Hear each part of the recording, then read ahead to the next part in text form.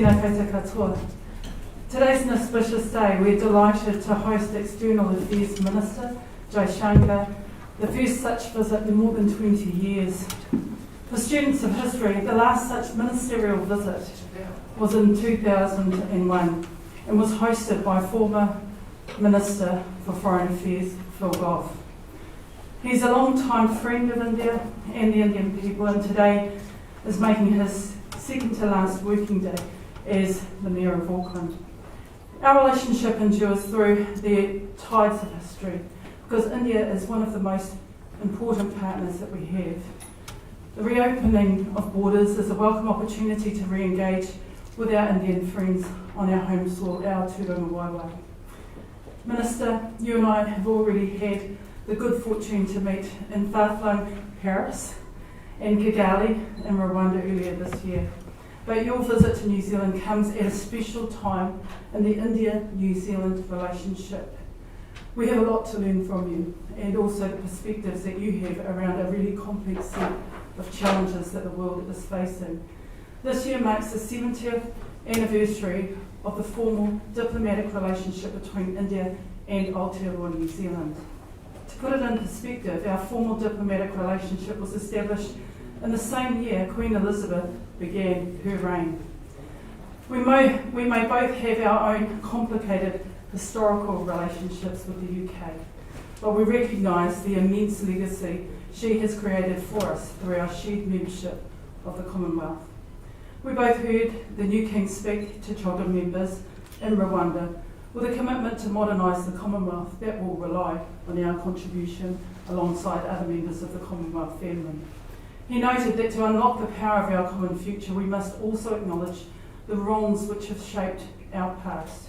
He spoke of colonisation and he spoke of slavery, and he understood the challenge in front of him, of the need for ongoing reconciliation. It is true, relationships require attention and nurturing, and I hope that our relationship will see a fruition for both New Zealand and India.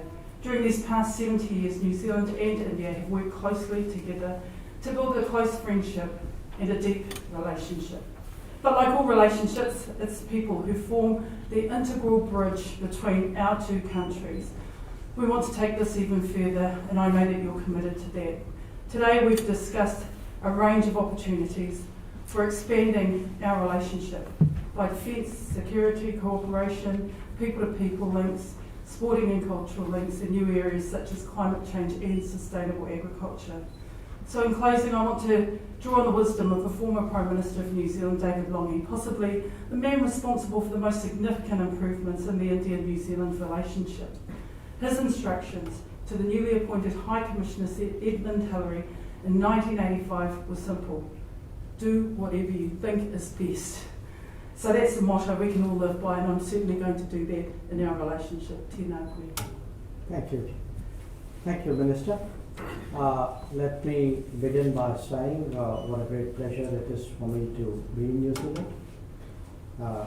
I echo your sense of this being part of a continuing conversation between us, which actually began with some telephone calls, I think, during the COVID, the more intense COVID period, and then, as you recall, we met in Paris and then in Kigali.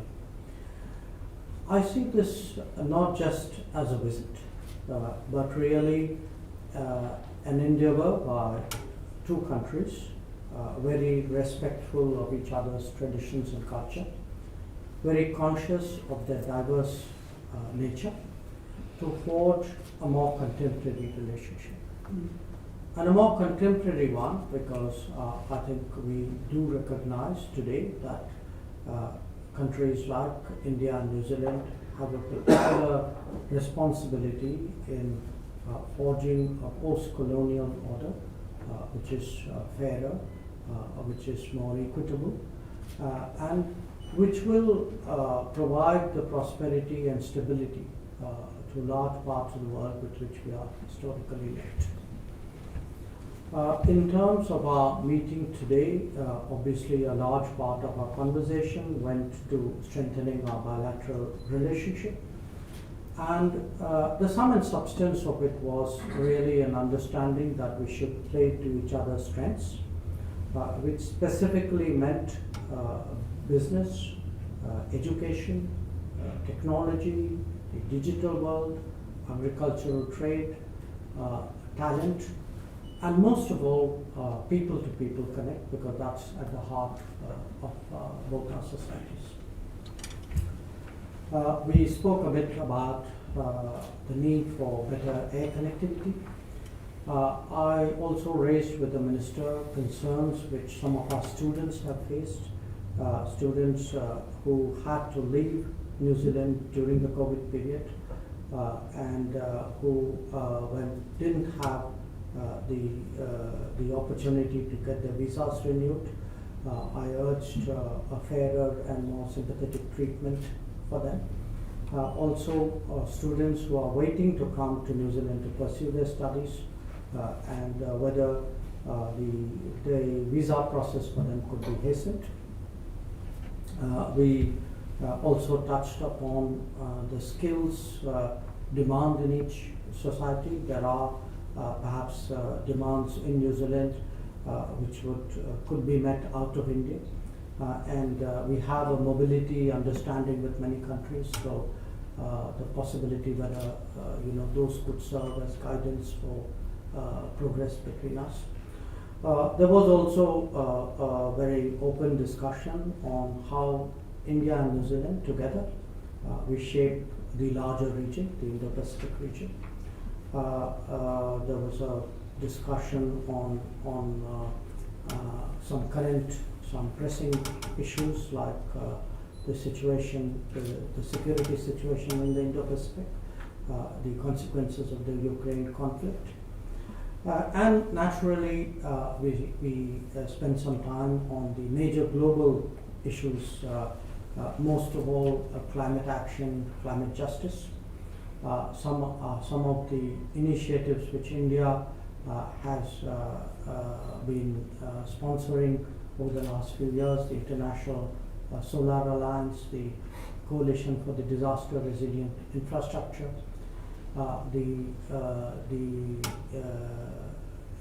initiative for the resilient island states, and the importance of collaborating not just bilaterally but with other countries to deal with contingencies like pandemics, which we know will surely recur at some point of time, and of course other common concerns, maritime security, for example. So all in all, I would say it's been, Minister, a very good day of discussions and exchange of views, and I'm really very pleased today to find some way of contributing to the strengthening of our ties. We would be very honored if we have the privilege of receiving you, Minister, in India. I hope not in the very distant future. And I think this evening I have the opportunity to spend time with the Indian community, which has done so much to be a living bridge between us. I hope I will have the opportunity of meeting the Prime Minister on that occasion as well, and spending a little time in New Zealand, including in inaugurating our new embassy premises in Wellington. So once again, very good to be here, and thank you for the warmth of your reception and the productivity of our talks. Thank you. Right, we can take some questions. Thank you. Question to you, Minister. For 15 years, there have been study groups to consider a free trade agreement with India. We have not been able to achieve much. How far is your government willing to move forward, relaxing some of your rigid conditions for a fair trade agreement with India? A fair trade agreement at this time is not a priority for New Zealand or India. However, that hasn't stopped us from trying to find ways where there are other opportunities to work together to derive some mutual benefit. in terms of economic relationships. And that's been the nature of our conversation today, is can we seek out further opportunities to gain mutual benefit in our economic relationships. The Minister this morning spent time talking to a business community, our business community. I think we have identified that there are niche areas where we can absolutely derive mutual benefit in the digital space, in spaces where we can maybe share innovation that will contribute to some of our joint ambitions. So that's been really the very focus of our discussion. Is FTA off the table, Minister? It's not our priority right at this moment. Minister Jaisankar, I just was hoping to get your response to that as well in terms of the free trade deal. I think the Minister and I exchanged views on this subject, and we felt that perhaps the best way of pursuing economic opportunities right now was to encourage more business collaborations. I use that word, that phrase, playing to our strengths. We certainly believe that there's a lot that New Zealand businesses have to offer to India. I'm sure that feeling is reciprocated on the New Zealand side. So at the moment, the focus, the priority would be on enhancing business collaboration. Mr. Shankar, if you can please elaborate on what confidence were you given when you spoke about people who have lost livelihoods during COVID times who had returned and who could not come back right now. And Minister Mahuta, can you also please elaborate in your press release you've mentioned about changing of immigration settings? Can you please elaborate on those? Well, the immigration settings have changed partly as a result of COVID. So, for example, even a number of domestic students during that COVID period had to access their learning online. And we found that we had to adjust in so many ways across society in the way that we were working. In terms of our immigration settings, although this is a matter for our immigration minister, he's signalled that in the immigration reset, we need to consider where we are now and how we look at immigration settings to support some of the challenges that we have. For example, we do face a skill shortage in some key areas. We need to consider the way in which we seek talent back into New Zealand in critical areas of need. And then there are opportunities that we've considered in areas where specific industries are calling out for workforce due to the challenges of getting produce to market. Again, that's a part of a live conversation that we're having. I registered the views that the Minister raised and undertake to take that back to our Minister of Immigration. What you have mentioned in your press release was guaranteed pathway to residency. That was also discussed with Minister Shankar. Do you want to touch on that? In a more strategic sense, our immigration reset enables the full consideration of how we orient our view to bringing people to New Zealand or securing talent to New Zealand, and being able to then ensure that there is a pathway to citizenship. And again, this is a matter that our Minister of Immigration is working on. Two more questions. Let me only add that I flagged for the Minister's consideration the predicament of students who had to go back during the COVID period. And I obviously urged that their situation be treated sympathetically and with fairness. And also the students who are waiting to come to this country. And, all of us in different governments across the world are struggling to restore, pre-COVID processes.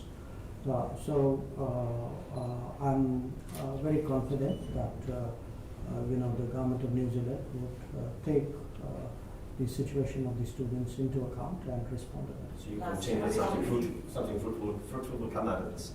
You're content that something fruitful will Let come out of me this? respond to that. I've given the Minister an undertaking that the concerns that he has raised, we have registered, and will certainly take that back to our Minister of Immigration. But he's made the point very clearly. My question is to visiting minister. One of you needs to. Yeah, so why did it take the Indian Foreign Minister to visit New Zealand over 20 years? And also, is your ministry aware of some very strong anti-India fringe groups working in New Zealand, abusing the democratic freedom of this country and constantly working against the Indian nation. Is your ministry aware of doing anything about it? I can only say in fairness, I've been minister for a little more than 3 years. 2.5 of those 3 years, unfortunately, were impacted by the COVID. It's been my intention since becoming foreign minister to make a visit, and perhaps even in my first conversation with my counterpart, I told her that as soon as the situation normalizes, I would like to be here. So I would really suggest that the focus should be on the fact that I'm here and not on the fact that some others were not here. On the issue of what you call fringe, you mentioned fringe elements and their opinions. Look, in democratic societies, and I'm not making this point specifically in regard to New Zealand, democratic societies need to be cognizant of the possibilities that the very freedoms that define them can be misused. So they need to be sensitive to that. They need to be aware, particularly when it impacts other relationships. So I make that as a general point. So I think it would be best to leave it there. My view on the question is that New Zealand is a diverse society and there's a low tolerance for fringe elements who seek to disenfranchise communities based on their ethnicity or religion. No tolerance. And we, as a fair society, we have to keep promoting the values that we see ourselves as representing, which is an inclusive society that is here for the benefit of all New Zealanders. Minister Mahuta, do you value the relationship with India enough? Australia seems to be a bit further ahead. We're not in competition with Australia. In fact, we just want to ensure that the quality of the relationship that we have with India at this point in time fairly reflects opportunities that exist now and is mutually beneficial. And we have a great regard for the contribution that India makes to our broader region and the way in which it reflects its ambition to some common principles of peace, stability, prosperity. And you will see as a result of that common approach for our broader region, New Zealand wanting to ensure that we take every moment we have going forward to improve this relationship. It's important to us. Mr. Jaisankar, it seems like you agree with the journalist there saying that Australia is a bit ahead. No, I was just going to tell him you are Richard Hadley, so what more do you want? Right, thanks guys, thanks for coming out. We've got one more question, one last one, okay? Sir, and congratulations and thank you for Operation Ganga, sir. And there's one statement you mentioned that being in a Modi government itself is giving a strength as a foreign minister. So what is that strength? Look, as a foreign minister, it's obviously enormously helpful to be part of a government which has a very strong mandate, which has a prime minister with a very clear vision and a very strong commitment, not just to our national growth, but frankly for a better world. Now, if you want to hear a more expanded version of this answer, I would suggest you join me for the function this evening. I'll be speaking on some length. Thank you, sir. Sir, one question.